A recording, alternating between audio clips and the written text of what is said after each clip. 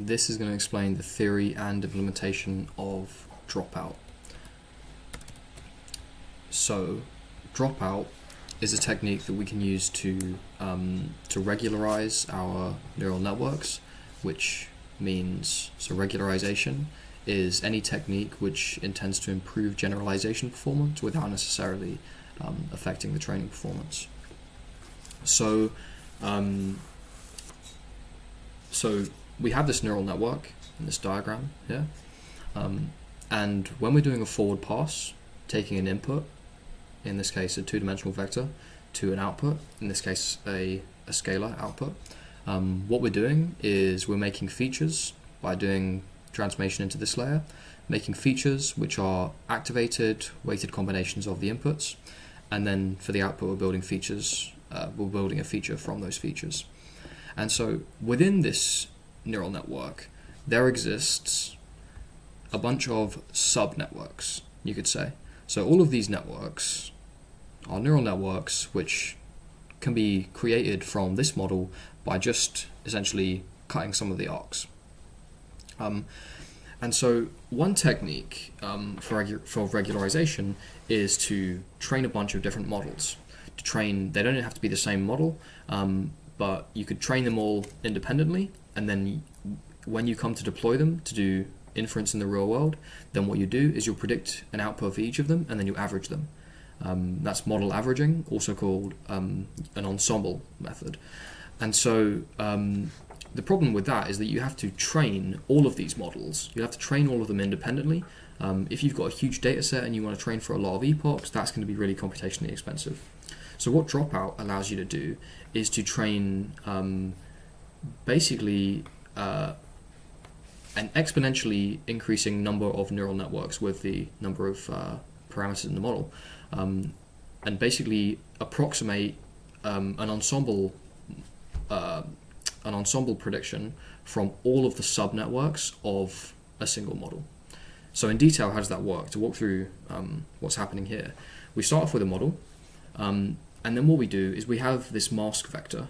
So here mu, it has the same number of elements in the vector as there are parameters in the model. So in this case, we've got 9 weights in the model, and so we've got a 9 vector as the mask. And what's going to happen is this is a binary mask, so all of these elements are either 1 or 0, and they are 1 or 0 sampled from a Bernoulli distribution. So there's just basically some fixed probability that each element is going to be a 1. Otherwise it's a 0, okay? So, and that probability P is something that we can set. So when we do a forward pass, for an example, we sample this mask, and then we apply it by multiplying each weight in this model by its respective mask scalar. And so here, in this case, we sampled this mask, where the first element is 0, and so the first element corresponding to the first weight is 0. So this weight, this arc here, which is this one here, then is multiplied by that mask element. And what happens there is that the link between this node and this node in the next layer it becomes 0, because this is 0, and essentially it's cut. It's removed from the model, and so what's created, even if just one of these elements is 0, what's created is a subnetwork of the model. And so then the forward pass happens, and we end up with some output here.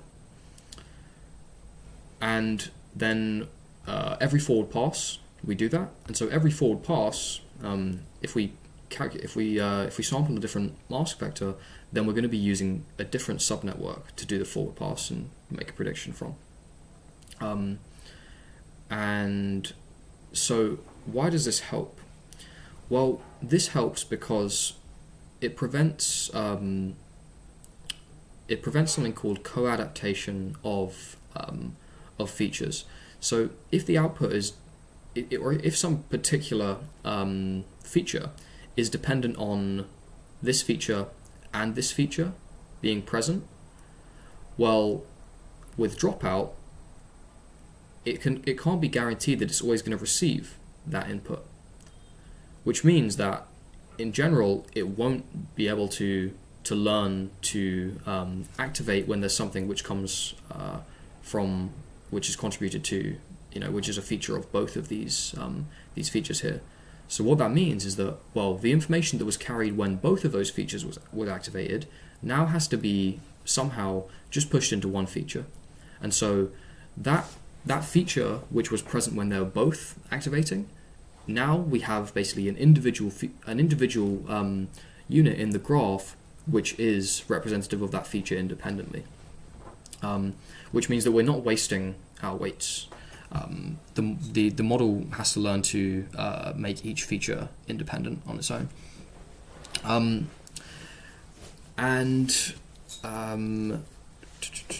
What else? So we have to learn robust features which can't depend on there being which can't depend on certain features being present, which means that it's more that these features will be like more robust to noise in the input, because basically when they're being trained, they're being input by a noisy signal, which is either yes, they're both coming into this node, or no, they're not sometimes. So it has to be able to still represent something meaningful, even if some of those features aren't present.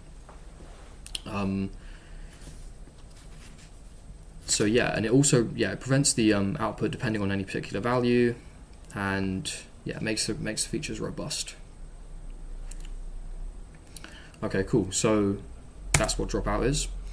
But now what you'll notice is that if we're dropping out this arc with probability of half, well then on average, if it's if say these units are always having an activation of 10, well then this unit is going to learn what to do when it gets a 10 on average, right?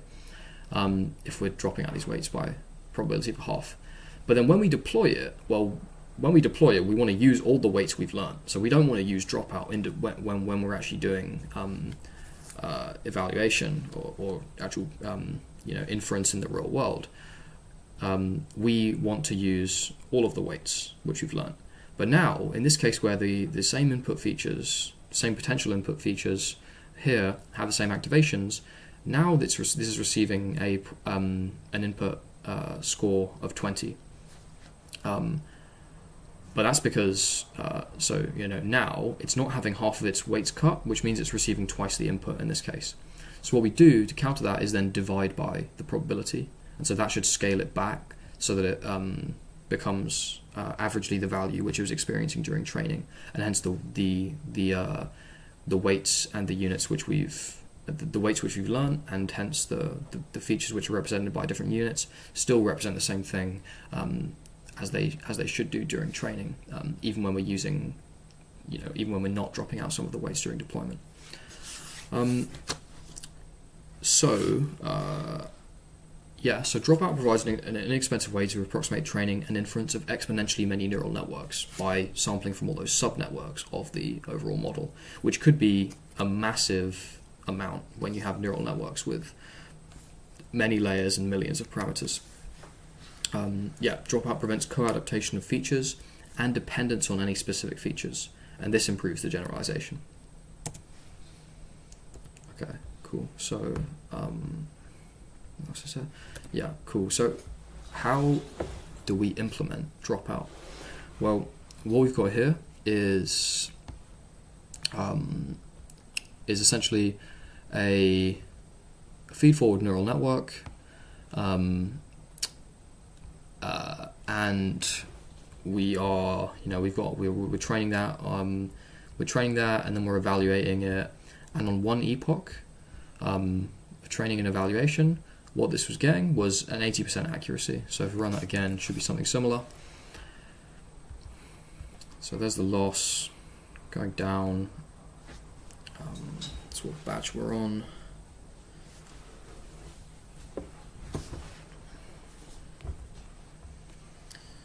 So what are we going to get?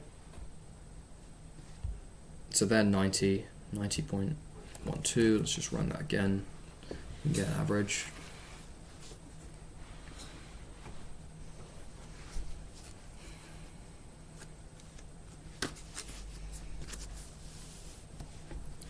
So it's already doing pretty well, but how can we get it just that extra bit further? Because it's often the last the last 5% or the last 10% which really matter the most. So we had 80% accuracy firstly, then 90, then 82. So let's say we got an accuracy, let's say around 84. Well, what we're going to do then is we're going to implement dropout here. It's really easy to do, and see if that changes what we're getting. So what we've got on this neural network is a linear layer, relu activation, linear, relu, linear, softmax. So what we can do is simply we can add another layer. So torch.nn.dropout. Simple as that, and it takes the probability which we want to drop out by. Is it the probability we want to drop out by, or we want to keep by? So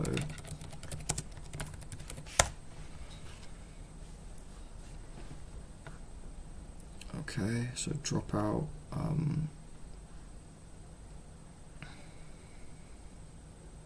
So by default probability is 0.5, and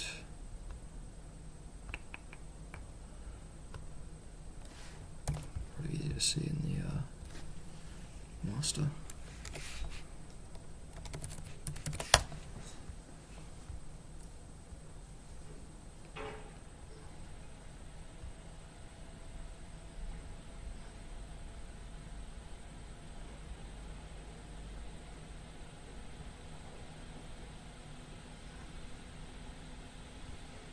Okay, cool, dropout. What have we got? Randomly zero some of the inputs to the input tensor with probability p. Okay, cool. So that the value that we're going to put here is going to be the probability that we drop out this weight. So let's say we just drop it out with like a 0.3. We copy that, we put it after this relu layer as well. Now let's train and see what happens.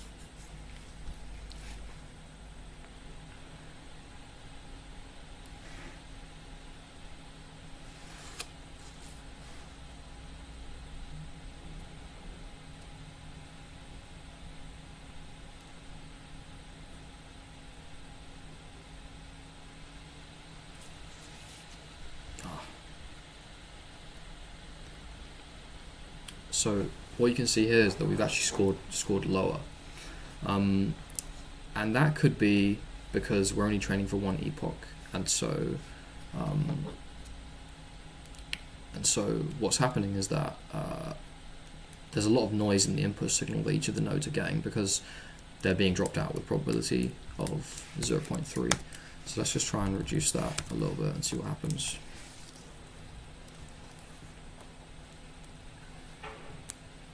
I bet if we trained it for longer with dropout, the performance would improve.